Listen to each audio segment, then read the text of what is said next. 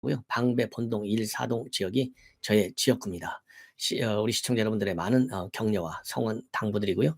그다음에 우리 윤석열 후보 반드시 정권 교체를 이뤄내야 되겠죠. 그래서 저는 제 방송을 통해서 국내외에 계신 모든 우리 유권자 분들과 함께 정권 교체를 위한 단일 대우 형성을 강력히 주문하고 있습니다.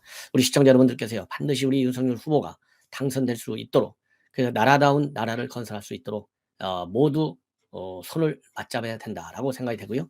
이 D-오늘이 이제 100일이에요. 그러다 보니까 여론조사 D-100일의 여론조사가 과연 어떻게 되는지 궁금하실 텐데요. 왜냐하면 2002년도 이 노무현 대통령이 뛰었을 때죠. 이해창.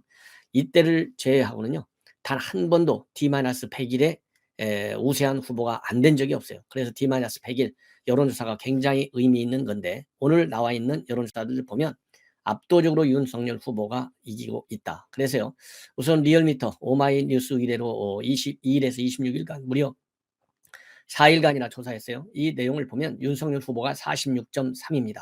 그리고 이재명 36.9, 그리고 안철수 3.7, 그 다음에 심상정 3.3입니다.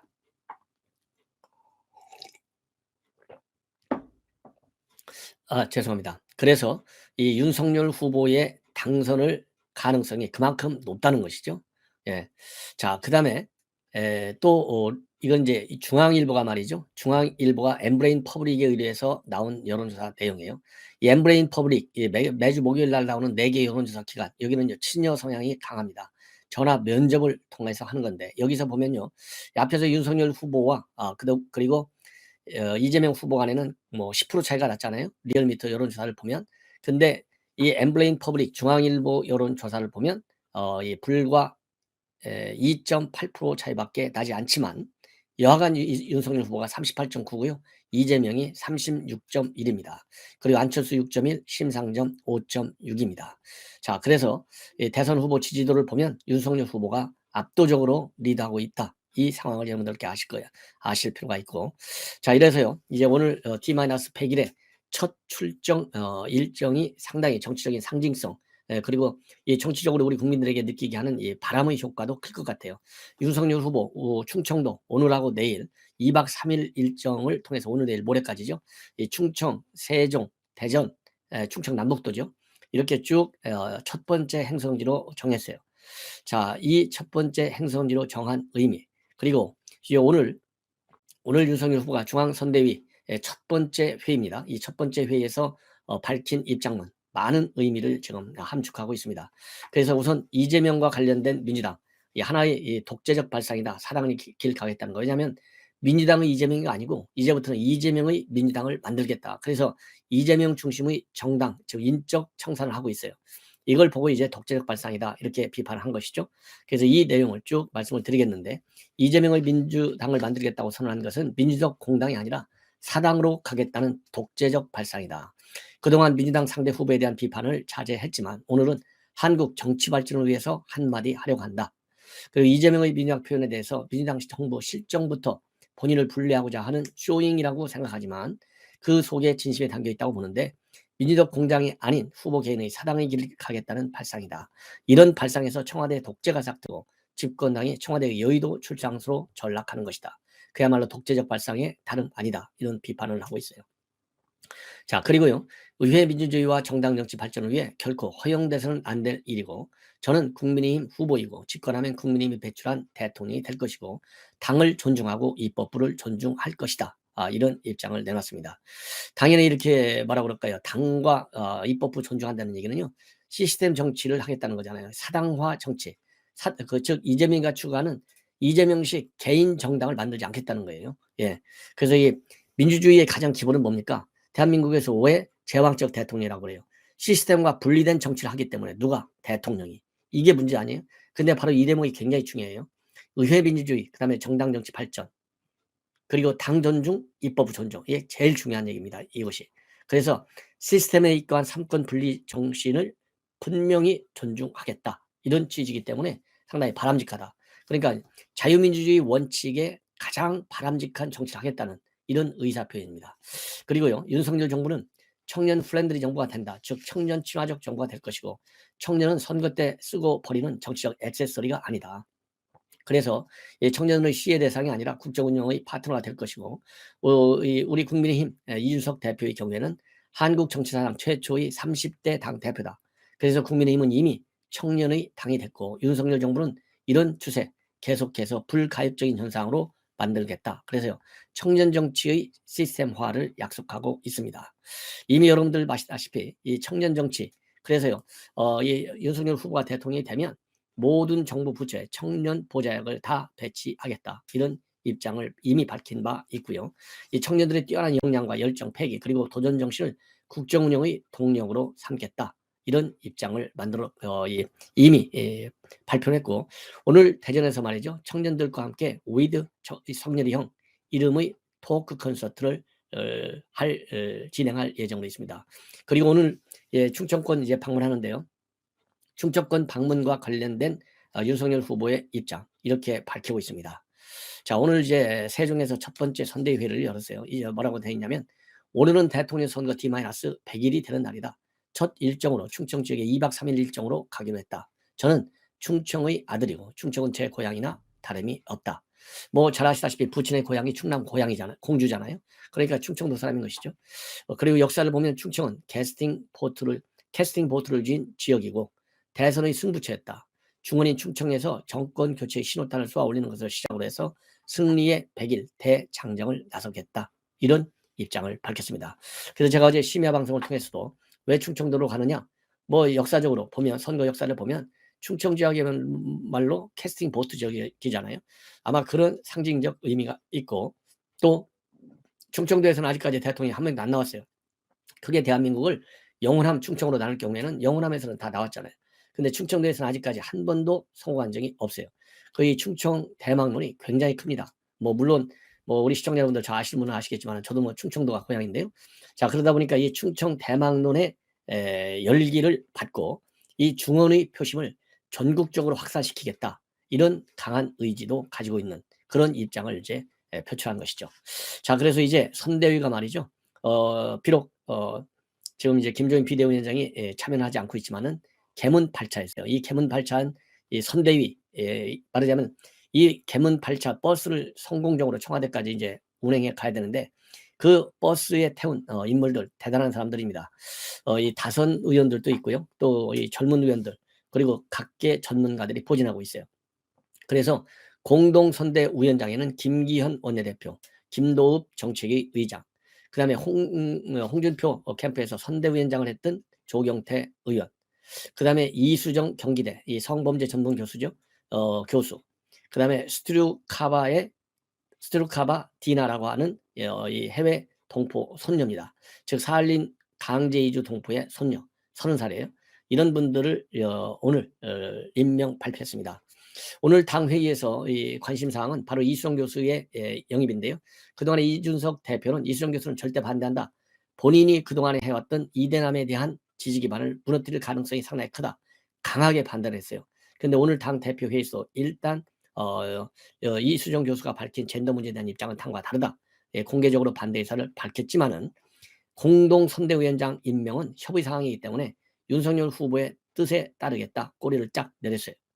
그리고 이제 클린 선거전략 본부장에는요, 김재원 최고위원, 비서실장에는 서일준 의원, 그리고 외신 부대변인에는 차광명 전 UN 세계식량계획 자문관을 임명하기로 했습니다. 그리고요, 특별 고문에는 유종필 전 서울관악구청장이 맡고요, 법률지원단장은 유상범 의원, 그리고 네거티브 검증단은 박경수 의원이 맡습니다. 그리고 수행단장은 이만희 의원, 수행실장은 이용 의원이 맡게 되어 있습니다. 그리고요, 오늘 이수정 지금 이제 교수 이번에 이제 선대위원장이 됐는데 뭐라고 입장을 밝혔냐면, 윤석열 후보 측의 여성 정책이 마음에 들지 않아서 내버려 두면 안 될 것 같았다. 기울어진 정책들만 계속 나오고 있어서 누군가는 도움을 줘야겠다고 생각했다라고 입장을 밝혔습니다. 말하자면 지나치게 이제 이대남만 챙긴다는 이런 인상을 주는 발언인데, 어쨌든 이 젠더의 이 평등성, 형평성, 이 공정성, 이것이 이제는 시대적인 조류가 됐어요. 그래서 이런 시대죠. 뭐 나는 이대남만 챙긴다, 나는 이대녀만 챙긴다, 이런 양분론적 분열적 사고의 틀을 이제는 벗어날 때가 됐다. 크게 봐서요, 남녀를 구별하는 것보다는 대한민국 국민이다. 그리고 20대 사회 초년생이다. 이런 측면에서 이 사회 안착, 국가를 위한 어떤 역할을 우리가 기대하고 또 어떤 미션을 부여해 줘야 될 것인지 이런 큰 틀의 사고 안에서 이대남 이대년을 챙기는 그런 공약이 나오는 데 기여할 것을 저는 바람하지 않습니다. 자, 그래서요. 이제 이 이수정 교수하고요. 사할린 동포 손녀 이 두 분에 대해서는요. 윤석열 후보가 직접 영입을 했다. 이렇게 밝히고 있습니다. 자, 그다음에는요. 이 선대위 부위원장도 임명이 됐어요. 선대위 부위원장에는 조수진, 그다음에 공보단장을 맡고 있죠. 배현진 최고위원, 조수진, 정미경 이 세 명은 현직 최고위원들, 세 명의 여성들이 다 들어갔고요. 그다음에 김용태가 또 김용태 삼선 의원이죠. 지난 총선에서 구로로 마지막 지역구로 옮겼다가 낙선했는데 김용태 의원, 그다음에 윤영석 최고위원이 맡기로 했습니다. 그래서 이 김용태 의원을 뺀 나머지 4명 최고위원들이 전부 다 선대위 부위원장으로 임명이 됐습니다. 예. 그다음에요. 이제 청년 보좌역. 청년 보좌역에는요. 1986년생이니까 지금 35세네요. 김성용 전 자유한국당 송파병 당협위원장이 맡게 됐습니다. 자, 그래서 이양수 수석 대변인은 이 중앙선대위 회의가 끝난 뒤에 기자들한테 이수정 교수는 2030을 비롯해 많은 여성분의 지지를 받는 분이다. 대표성이 있는 분들이 용광로 같은 정당에 모이는 만큼 그런 전에서 모셨다. 그리고 이 조경태 의원의 공동선대위원장 인선과 관련해서는 다선이지만 상대적으로 젊은 50대 의원이다. 그리고 윤석열 후보와 이 경쟁했던 홍준표 후보의 핵심 좌장을 맡았던 분이고 그런 차원에서 모셨다. 이렇게 설명을 하고 있습니다. 그리고 홍준표 의원과의 접촉 여부에 대해서는요. 여러 노력이 진행되고 있고 적당한 기회가 되면 소개할 기회가 있을 것으로 생각한다. 이렇게 입장을 밝혔어요.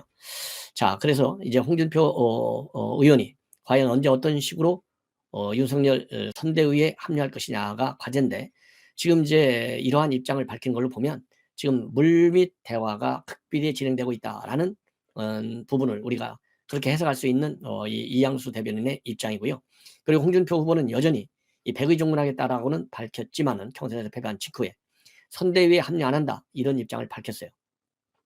그리고 윤석열 후보를 위해서 언젠가는 나서달라 이런 또 지지자들의 요청과 관련해서는 시간이 좀 필요하다. 예. 이런 입장을 밝혔는데요. 여전히 기본적으로 양비론으로 즉 이재명과 윤석열에 대해서 비판적 발언을 서슴지 않고 있어요. 그래서 이제 어제 내는 것도요. 이재명이 되면은 나라가 망하고 윤석열 후보가 되면 나라가 혼란해질 것이다. 이번 대선은 양아치 대선이다. 이렇게 독서를 퍼부은 바 있고 싸잡아서 비판을 하고 있어요. 그리고 누굴 뽑아야 나라가 덜 망하냐 이런 질문에 대해서는요. 이재명 후보가 되면 나라 망한다는 게 어떤 의미냐 이런 물음과 관련해서도 악성 포퓰리스트다. 예. 예, 그러면서 이 아무리 그렇다고 하더라도 살인자 집안 출신의 포악한 후보는 대통령을 해서는 안 된다. 이런 입장문을 내놓고 있습니다. 예. 자, 그래서요. 어떻든지 간에 또 윤석열 후보가 되면은 뭐 대한민국은 불행해질 것이다. 이런 얘기도 했는데 이거는 역시 좋게 보면요. 홍준표다운 입장 표명이다. 왜냐하면 이런 것 때문에 젊은 2030한테 지지를 받는다는 거 아니겠어요? 그래서 지금 이 홍준표 의원이 2030들의 지지를 바탕으로 해서 홍문청답, 청문 홍답 코너를 이 청년 폼 플랫폼에서 유지하고 있는데 이런 2030의 지지가 결국 어디로 가겠습니까? 홍준표가 우리 국민의힘 의원이잖아요. 결국은 시간의 문제이지 윤석열 선대위를 적극적으로 돕지 않을까 하는 기대를 저는 합니다. 자, 이제는요. 윤석열 후보 비서실장이 임명이 됐어요. 상당히 놀라운 인물, 아주 대단한 인물을 저는 임명을 했다. 아주 시대적인 흐름에 잘 맞는다. 즉 기득권, 그죠? 이 정당이라는 냄새가 많이 나고 있고 또 뭐 이 꼰대 정당이다. 이런 이 비판을 젊은 세대로부터 받는데 이 비서실장 임명 하나로 싹 다 그런 구태의연한 이미지를 다 벗어낼 것 같습니다. 고졸의 그다음에 구급 출신의 초선 서일준 의원을 임명했습니다. 자, 이 서일준 의원은요 경남 거제예요. 56세고 그래서 본래 이 권성동 의원 뭐 또 이 장제원 의원, 윤한홍 의원 이런 분들이 임명이 됐고 또 거론이 됐는데 최종적으로 윤석열 후보는 이 서일준 의원을 비서실장으로 내정했습니다. 자, 그래서요 이 얘기를 보면 이 서 의원은 그간 묵묵히 윤석열 후보 활동을 지원해 왔고 안정적인 상황 관리 능력과 업무 추진력을 인정받아서 비서실장에 발탁됐다. 이렇게 밝히고 있어요. 그럼 누구냐? 경남 거제가 고향이고요. 마산고등학교를 졸업했어요. 그래서 22살이던 1987년도에 거제군청, 현 거제시청에서 구급공무원 면서기로 공직생활을 시작했습니다. 그 이후에 서울 송파구청으로 전입을 해서 MB 때 청와대 행정관으로 발탁돼서 총무비서관실 행정관, 총무인사팀장으로 일한 바 있고 2016년도에서 2018년도까지는요. 경남 거제시 부시장을 지낸 뒤에 거제시에서 21대 국회의원에 당선이 됐습니다. 그래서 그동안에 이제 이런 사람 저런 사람 이 거론이 많이 됐었는데 결국은 이 서일준 의원이 됐다. 그래서 뭐라 그럴까요? 이 서일준 의원이 임명되기 전까지, 즉 사랑의 교회를 지난 주말에 윤석열 후보가 방문할 때 그 일정 주선을 전부 장제원 의원이 했고 유일하게 장제원 의원이 현장 안내 책임을 맡았어요. 예, 물론 뭐 이용 수행 의원이 또 모시고 왔지만은 자 그래서 장제원 의원이 사실상 비서실장이 내정된 것이 아니냐라는 그런 해석도 나왔는데 결국은 이번 초선 의원 서일준 의원으로 돌아섰다. 이런 지금 이제 해석이 됩니다. 자 이렇게 해서요. 오늘 임명된 여러분들 인물들을 면면히 보면 이 선수 즉 그동안에 민주당의 이재명 후보가 주로 이 다선 의원들 뭐 이 의원 선수가 높은 속칭 준진이라고 하는 사람들 무게가 많이 나가는 사람들만을 임명을 하는 바람에 이 선대위가 제대로 가동되지 않는다. 효율성이 떨어진다. 그리고 전문성도 없다. 지나치게 멤버들 형이 용광로 형을 그대로 의미하는 것은 아니다. 그대로 완팀을 만드는 것도 아니다. 그래서 갈등적 측면이 많이 포함이 됐다는 비판을 많이 받았고 그래서 이재명 후보가 지금 용광로 슈퍼형 이 초메머드형 선대위를 지금 손보고 있는 거잖아요. 이런 것도 반면 교사가 됐다. 이렇게 해석이 되는 대목이다. 이렇게 보여집니다. 자 그래서요. 이제 어떻든지 간에 지금 현재 그 다음에 또 하나는 이 조경태 의원에서 보듯이 우리 윤석열 후보팀에서 이 홍준표 의원의 이 도움 받는 것도 중요한 과제 중에 하나잖아요. 그런 측면에서 보면 1차적으로 조경태 선대위원장이 이번 공동 선대위원장으로 임명이 됐기 때문에 이 조경태 의원을 말하자면 징검다리로 해서 홍준표 의원의 영입 이것도 이제 사실상 어느 정도는 눈에 보이는 그런 상황이 아닌가 이런 생각이 듭니다. 그리고요 여러분들 뭐 이 결국은 어젯밤에 제가 말씀드린 노태우 전 대통령의 딸 노소영 씨가 입장문을 밝혔어요. 그래서 오늘 이 노재우 변호사 노재우 씨가 최종적으로 어디에 안장되는지 밝힐 것이다 라고 밝혔는데요. 제가 이미 예보해 드린 대로 경기도 파주시 탄현면에 있는 통일동산 내 동하 경모공원에 안치가 됩니다. 그래서 방금 전에요 노재훈 변호사가 입장문을 내놨는데 지난달 26일 아버지께서 작고하신 지 한 달 그리고 나흘의 시간이 흘렀다.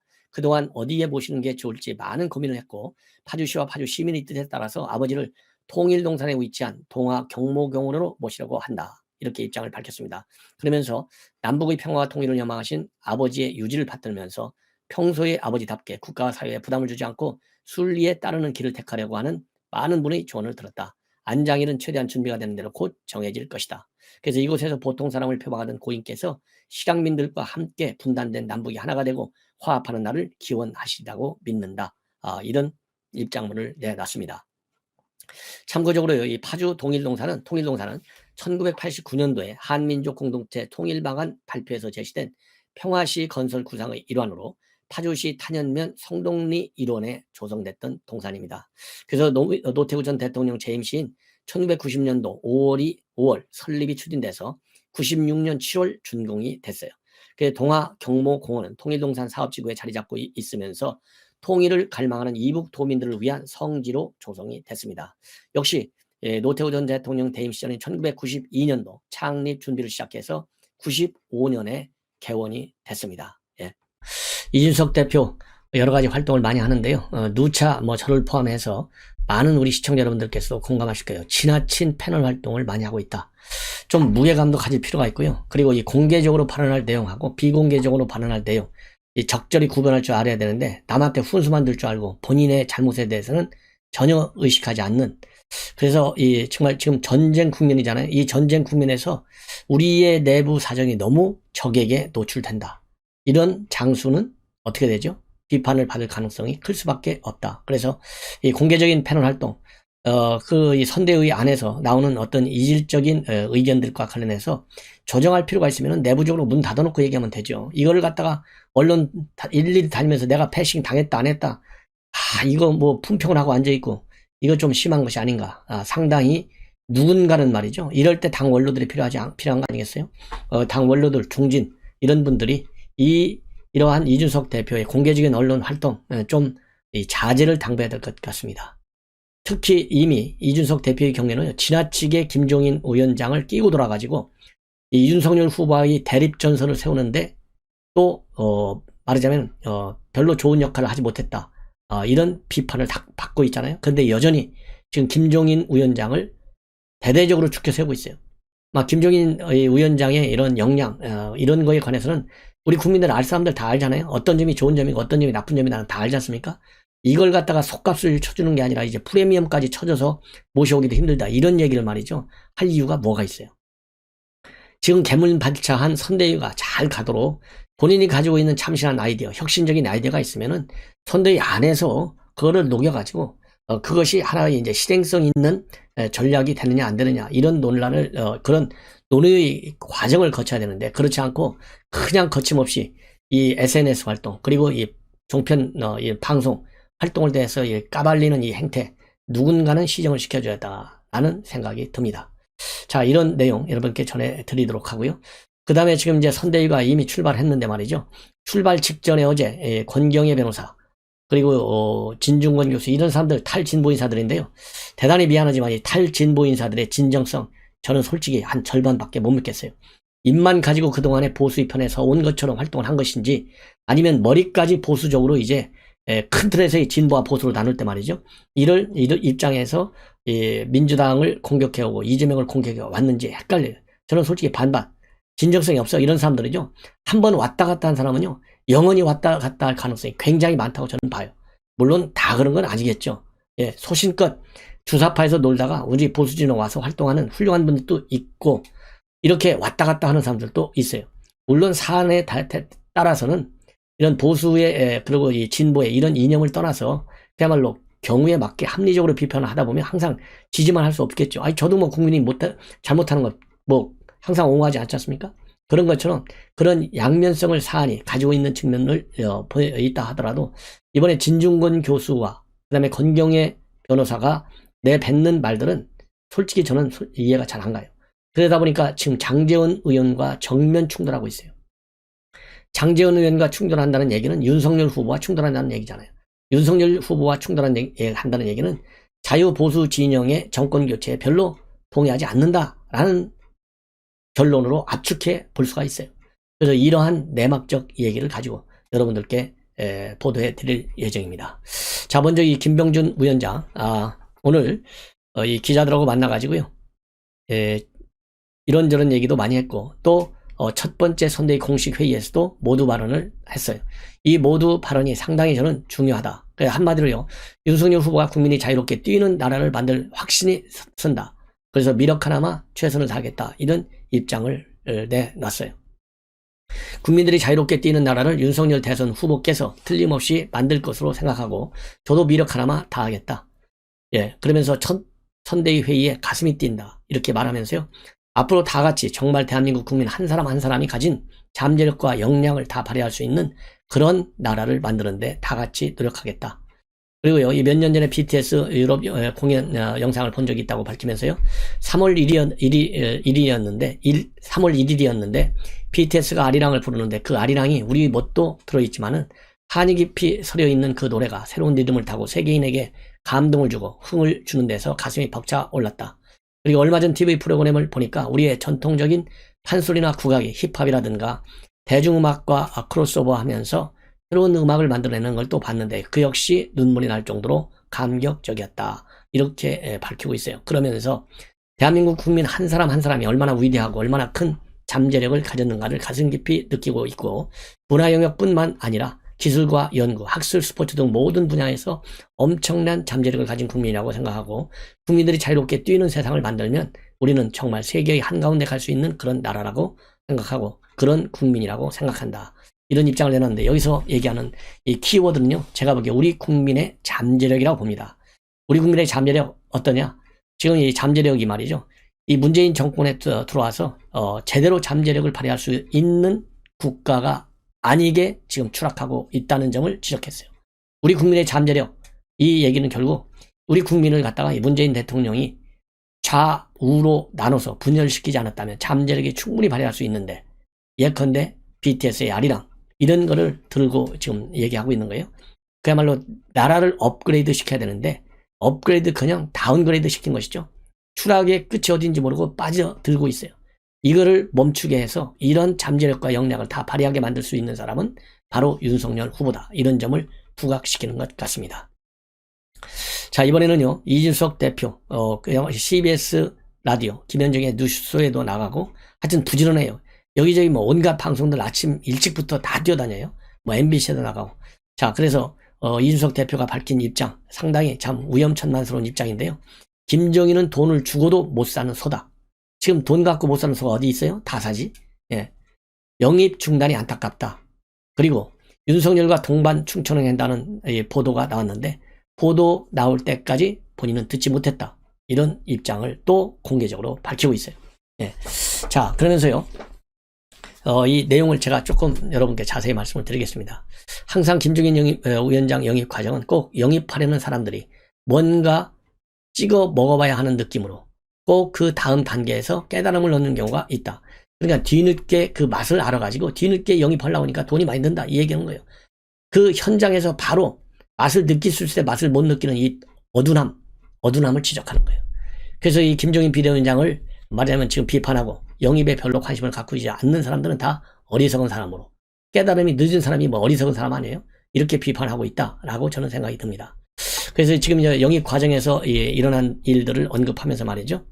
초기에는 상황이 좋으면 김종인 없이도 이길 수 있다는 사람들이 후보 옆에 들러붙기 시작하고 서서히 김종인 위원장과 영역을 갖고 다툼이 일어나다가 나중에 지지율이 좀 떨어지는 모양새가 나타나면 후보 또는 대표가 엎드리는 모양새로 가서 김종인 위원장을 모셔온다. 이 안타까운 일이 반복되는 이유는 김종인 위원장의 그립감 때문일 것이다. 실제 일을 하기 위해 김종인 위원장의 직제나 요구사항이 많다 보니까 항상 후보나 모시는 사람 입장에서는 그냥 와서 이름만 올려줬으면 좋겠는데 뭘 자꾸 하려 그러느냐는 것 같다. 그러면서요, 돈 주고도 살 수 없는 속고 이제 김종인 위원장을 영입하려면 솥값을 쳐두는 정도가 아니라 모든 걸 더 얹어서 드려야 할 것이다. 솥값 문제가 아니라 예의를 갖춰서 모셔야 한다. 프리미엄 다 얹어야 한다. 전권을 드려야 한다. 이 대목에서 제가 말씀드리고 싶은 건요, 프리미엄을 꼭 받아서 오겠다는 김종인 위원장의 생각이 이준석 대표의 생각처럼 사실이라면 이거는 아니되옵니다 라고 말씀드리고 싶어요. 정권 교체보다 더 큰 프리미엄이 어디가 있겠어요.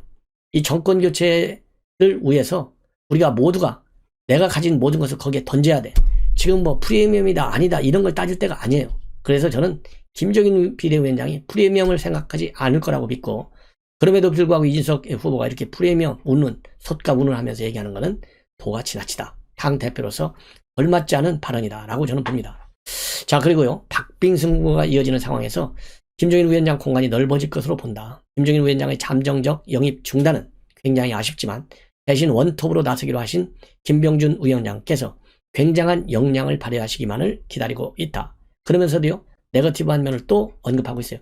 말이 너무 많아 이런 것만 보더라도 그냥 역량을 발휘하시기만을 기대합니다. 제가 돕겠습니다. 이렇게 하면 끝나는 건데 뭐라고 또 얘기하고 있느냐. 김병준 위원장이 전투 지휘 능력으로 실적이 있거나 이러지는 않다.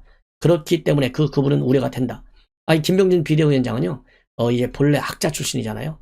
노무현 대통령을 만든 사람이에요. 일찍이 지방 분권, 아니 뭐 선거 지휘라고 하는 것이 꼭 유세 현장을 다녀야만 선거 지휘입니까? 공약을 만들어내고 공약을 발표하고 이런 것도 중요한 선거 지휘 중에 한 팩트라고 저는 봅니다. 자, 이런 거 보면요, 이준석 대표의 시각이 지금 지나치게 김병준과 그 다음에 김종인을 대비시켜서만 이 김병준 위원장의 역할을 평가하는 이 좁은 시각, 저는 비판하지 않을 수 없다고 봅니다. 그리고요, 이준석 대표는 윤석열 선대의 인선 난백상도 지령하고 있어요.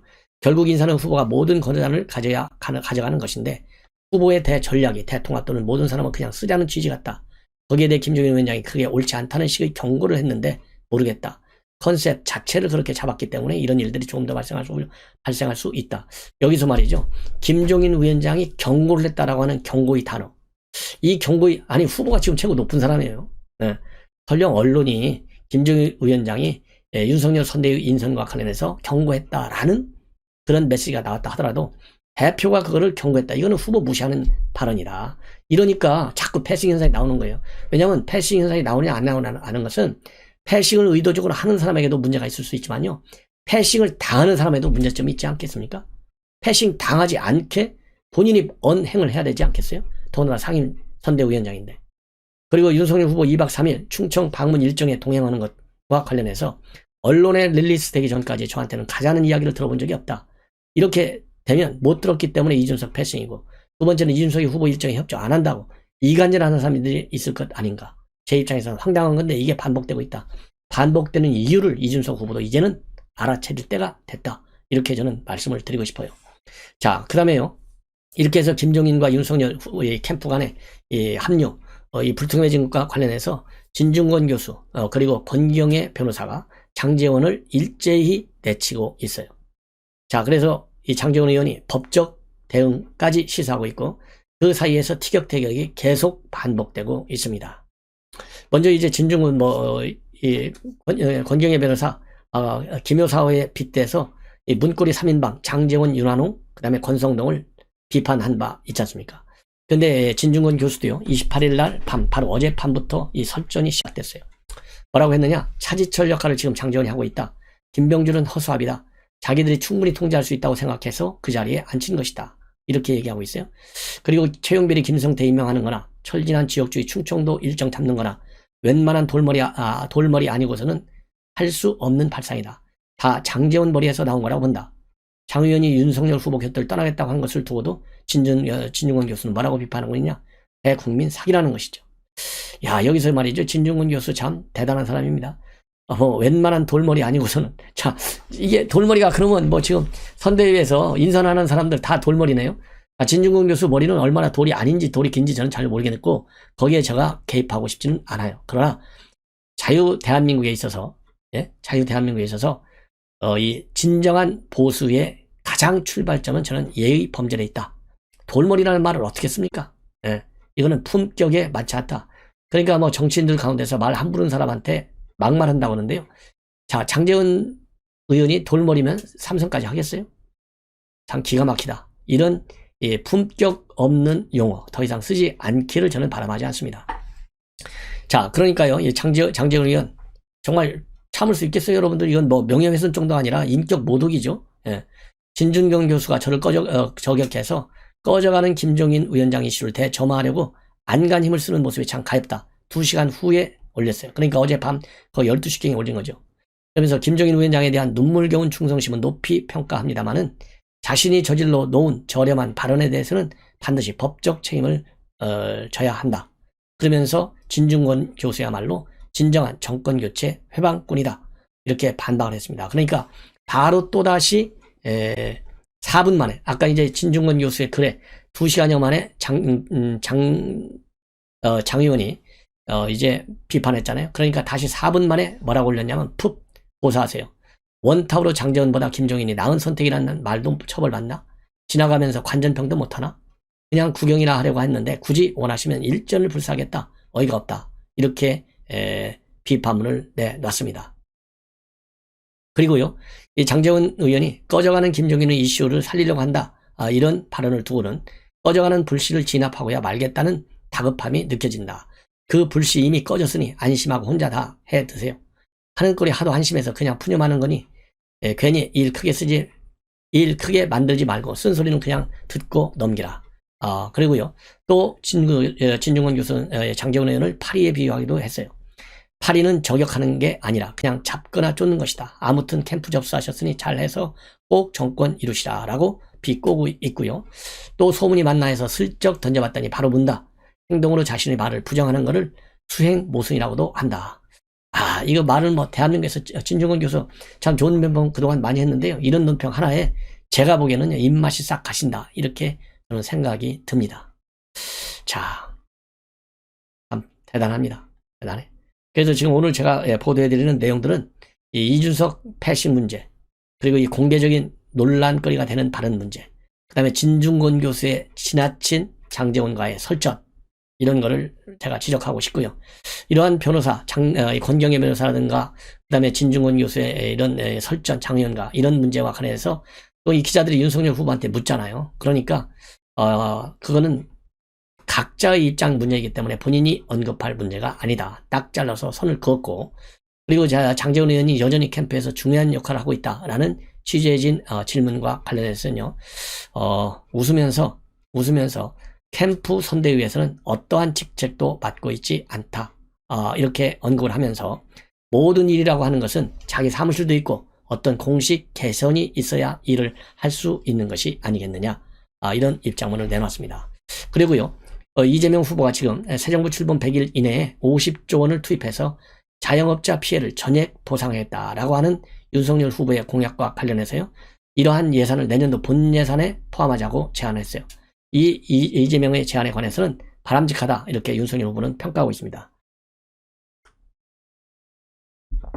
그러면서 윤석열 후보는요, 민주당은 자신들이 포퓰리즘적 재난지원금 살포는 놔두고 이 윤석열 후보가 내놓은 긴급구제 프로그램 50조 원을 가져가자고 했더니 그것을 포퓰리즘이라고 했다. 뒤늦게 깨달은 바가 있는 것 같아서 다행이다. 그러니까 이 긴급 예산 편성에서 윤석열 후보가 50조 원을 먼저 풀자, 이 얘기를 내놨잖아요. 그러니까 이거 포퓰리즘이야, 이렇게 비판했는데 지금 와서는 이재명 후보가 이거 빨리 내년도 본 예산에 포함시키자 제안했잖아요. 이러니까 이게 얼마나 얼토당토하는 얘기냐, 이거를 지금 윤석열 후보가 얘기하고 있는 거예요.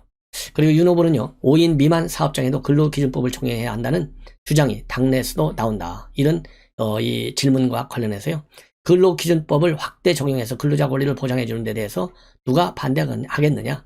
다만 이러한 이 근로자의 권익 보장이라고 하는 것이 사업자의 투자 의욕이라든가 현실을 반영하지 못했을 때는 결과적으로 근로자에게도 불이익으로 돌아갈 수 있기 때문에 비교 형량해야 한다라고 말을 하면서요, 최저임금을 올려서 영세 자영업자나 거기에서 일하는 분들이 더 일할 수 없게 되고 불리한 결과가 나오지 않았느냐. 이게 소득주도 성장 정책의 큰 병폐잖아요. 똑같은 이치로 생각해 봐라. 이런 입장을 내놨습니다. 자, 그리고요, 이제 한 가지 더 말씀을 드리면, 지금 이 경기도 교육청에서 지금 난리가 났어요. 바로 이재정 교육감, 아주 진보 좌파 세계의 원로 중에 원로죠. 이 노무현 정부에서 통일부 장관도 하신 분인데 참 문제가 많아요. 어떤 문제가 있느냐? 지금 경기도 교육청에서 말이죠, 북한을 찬양하는 그런 웹툰을 올렸다가 삭제했어요. 이 웹툰이 말이죠, 어린 학생들을 대상으로 한 거예요. 그 어린 학생들이 나도 북한 좀 가고 싶어, 이런 반응이 나오게끔 유도한 이 좌파 교육감 체제하에서 일어날 수 있는 일이 결국 터진 거예요. 자, 어떤 내용인지 한 1분에 걸쳐서 여러분들께 간결하게 소개해 드리겠습니다. 바로 말이죠, 경기도 교육청이 SNS에다가 북한 아이들의 학교 생활을 소개하는 웹툰을 올렸어요. 이 웹툰이 결국은 북한 현실을 외면한 거다, 찬양만 하고 있다, 이런 비판에 직면하니까 하루 만에 삭제했습니다. 어디다 올렸느냐? 지난 26일 날 공식 인스타그램에 올렸습니다. 뭐라고 올렸느냐? 사연을 보내주면 그려주는 만화, 북한 친구들 부럽다 라는 제목의 10컷으로 된 웹툰을 올렸어요. 그러니까 이 해당 게시물에 교육청 툰, 북한 친구들 부럽다, 이런 해시태그까지 달렸어요. 그러니까 많이 와서 보라는 얘기잖아요. 그래서 이 경기도 교육청 실제 학교에서 있었던 사연을 바탕으로 사연을 보내주면 그려주는 만화를 제작해 오고 있는데, 이 웹툰은 한 초등학교 교사가 2학년 학생들에게 북한 아이들의 학교 생활을 소개하면서 생긴 일화를 담고 있어요. 이러한 일화에 관해서요, 이 학생들이 북한 아이들이 소풍하는 모습을 보고 북한 부럽다, 소풍도 가고 이런 반응을 보이는 거예요. 이게 이제 우리 한국의 경우에 지금 코로나 때문에 소풍은커녕 제대로 공부도 못하고 있잖아요. 그러니까 어린 아이들이 2학년짜리가 뭘 알겠어요. 미안한 얘기지만. 그러니까 와, 우리 소풍하고 싶다, 이런 반응을 보인 거예요. 그리고 북한 학교에는 급식이 없는 대신에 점심시간에 도시락을 먹거나 집에 다녀온다는 그런 교사의 말에 학생들은 와, 집에 다녀온다고요? 난 좋을 것 같아. 남북한이 이렇게 다르구나. 이런 동정심을 유발하는 내용까지도 거기에 담겨 있어요. 그리고 또 하나는 북한에서는 담임이 한번 정해지면 졸업할 때까지 안 바뀐다, 이렇게 교사가 얘기하니까 학생들은 그럼 나 진짜 북한 가고 싶다. 우리 선생님이랑 쭉 평생 함께 할래. 북한 갈 사람 손들어. 이런 반응을 보여요. 그러니까 선생님은 또 이러한 학생들이 반응에 감동하는 표정을 짓는 거예요.